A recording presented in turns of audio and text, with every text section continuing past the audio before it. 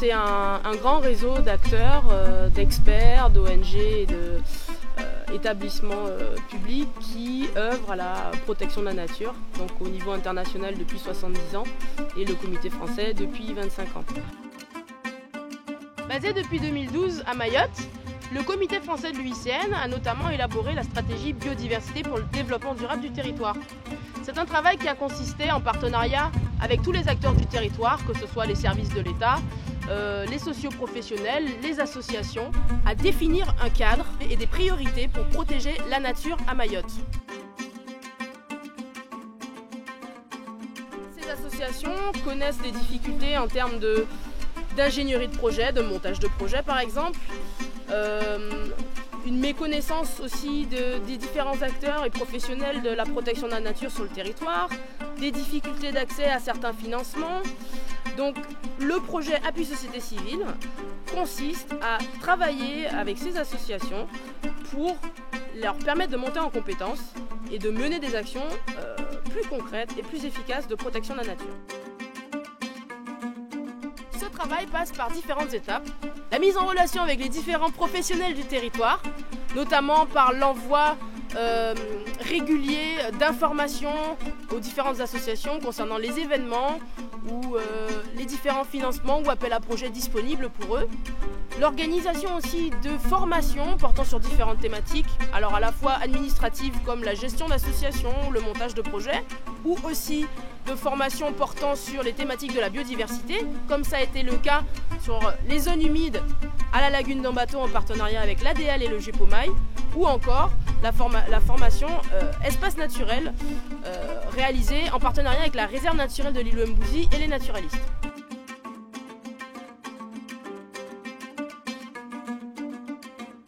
Nature Environnement, c'est une fédération d'associations environnementales qui œuvrent à la protection de l'environnement sur le territoire mahorais. On fédère des associations qui, elles, œuvrent au quotidien pour la protection de l'environnement, pour la sensibilisation de la population, pour qu'on ait un environnement plus sain et meilleur sur le territoire. On accompagne l'UICN sur les ateliers de formation.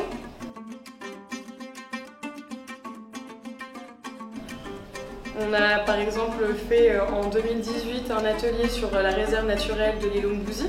L'idée était de faire connaître aux bénévoles des associations environnementales l'intérêt d'une réserve naturelle nationale, l'intérêt des espaces protégés naturels, et puis de voir comment on pouvait gérer ces espaces tout en gérant la biodiversité et l'accès au public. Et puis la sensibilisation, encore une fois, pour que chacun puisse s'approprier ces territoires-là et puisse les protéger à sa façon. Donc l'association a été créée en août 2016. Donc, comme le porte son nom, voilà, on est beaucoup basé sur l'environnement et donc sur la protection du littoral.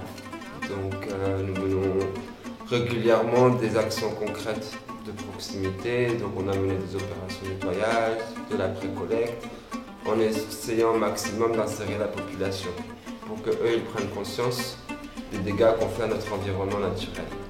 Et l'avantage pour nous de collaborer avec ce réseau, c'est justement de pouvoir bénéficier des compétences d'autres personnes. Parce qu'au niveau de l'association, on est justement très basé sur le partage des compétences. Nous, on a nos compétences à nous, et après, voilà, on a toujours besoin de trouver des gens extérieurs qui vont nous apporter leur savoir-faire. Nous, on cherche aujourd'hui à intégrer ce réseau pour qu'on puisse mener des actions communes et donc pour que nos actions puissent avoir plus d'impact sur le terrain. Notre association, nous l'avons créée c'était en 2015 et cette association mène surtout des actions environnementales, mais pas seulement environnementales puisque nous travaillons aussi sur le côté patrimoine historique, culturel et un peu côté éducation également. Et depuis 2015, notre association travaille beaucoup sur l'environnement. Nous menons des actions autour de l'eau. Nous intervenons également sur la lagune d'Ambato. Et sur la lagune d'Ambato, il y a plusieurs partenaires. Il y a l'UICN qui nous aide beaucoup. Donc on nous a formés sur la gestion et la connaissance des zones humides. Et il nous a aussi aidé à monter un projet qui a permis de recruter 2 agents qui se retrouvent actuellement sur le site pour mener des actions de sensibilisation vers la population qui exploite ce site, cette zone humide. Le projet FIADER nous a beaucoup lancé en fait, ça nous a donné beaucoup d'éléments pour pouvoir justement pas mal de sensibilisation qu'on a fait grâce à la connaissance qu'on a acquis. On a pu rencontrer différents financeurs des projets. Il y a des accompagnements qu'on a eu, on a pu aller faire d'autres projets à l'extérieur avec d'autres associations grâce au contact de FIADER. Donc oui, l'association a pas mal bougé grâce justement. Merci à vous, j'espère que ça va continuer. Il faut ce genre de projet à Mayotte, il faut ce genre d'accompagnement pour justement permettre aux petites structures, aux petites associations, parce que c'est ce qui manquait vraiment à Mayotte, c'est ce qui manque justement, à se développer, à pouvoir justement avoir des projets plus innovants, plus à long terme que ce qui existait maintenant. Donc juste ça de s'arrêter au ramassage de déchets, mais on peut développer l'île grâce à ce genre des initiatives.